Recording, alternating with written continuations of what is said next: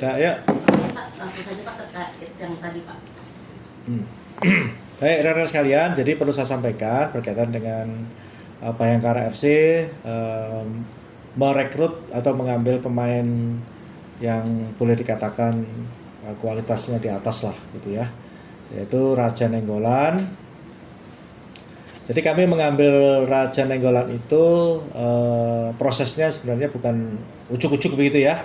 Prosesnya ketika Raja Nainggolan sebagai ambasador timnas U17, ketika itu kami berbincang-bincang gitu ya, ada kebetulan agennya.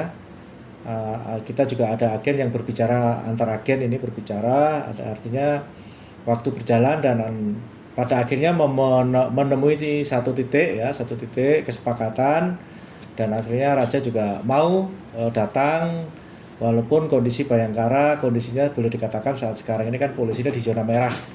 Atas dasar kondisi di zona merah itu dia berjanji kepingin membantu bagaimana supaya Bayangkara bisa terlepas dari situasi sulit ini. Itu kesepakatan dan janji si Raja sendiri kepada saya, karena saya yang berbicara juga dengan Raja, seperti itu. Pak, untuk kedatangan sebagai pemain atau apa Pak? Kan mungkin bisa jadi direktur teknik atau datang sebagai pemain Pak gitu. Ya kalau Raja datang ke sini kan memang sebagai pemain, kebetulan dia kan memang posisinya sebagai gelandang kan. Nah kebetulan di posisi itu di Bayangkara juga kondisinya boleh dikatakan kami kurang di posisi itu. Kami di tahun ini Bayangkara mendatangkan striker, ya striker itu kita datangkan dari Madura, kita loan dari Madura United si Brando. Posisi-posisi lain sudah lengkap, tapi karena kami harus membuat tim ini lebih kuat, maka yang kita butuhkan adalah posisi gelandang, sehingga kami ambil si Raja.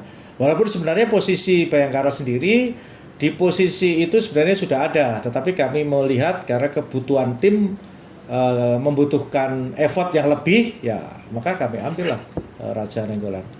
Pak, mungkin kontrak, bisa jelaskan kontraknya si Raja ini durasinya seperti apa gitu? Ya, jadi kesepakatan kami di awal kami komunikasi, baik itu awalnya antar agen itu menyelesaikan di musim kompetisi kita di putaran kedua ini. Opsinya akan diperpanjang kalau posisi Bayangkara itu boleh dikatakan masih bisa bertahan di Liga 1, seperti itu. Pak, dengan tambahan kalau nggak salah 10 pemain ya termasuk Raja itu, yes.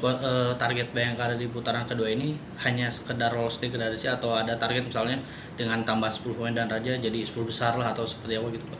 Nah, jadi ya ini adalah bagian daripada menebus kesalahan di putaran pertama, sehingga target sekarang ini tidak muluk-muluk.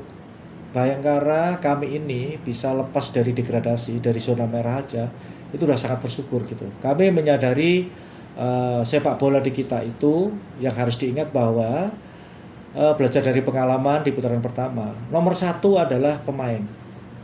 Pemain itu harus punya kualitas yang bagus, punya pengalaman yang bagus, dan mampu menahan atau mampu menghadapi tekanan yang tinggi. Yang kedua pelatih. Terus yang ketiga manajemen harus bagus. Yang keempat adalah perangkat pertandingan yang memimpin pertandingan itu harus baik. Artinya melihat kondisi yang seperti ini, yang menjadi target kami hanya satu.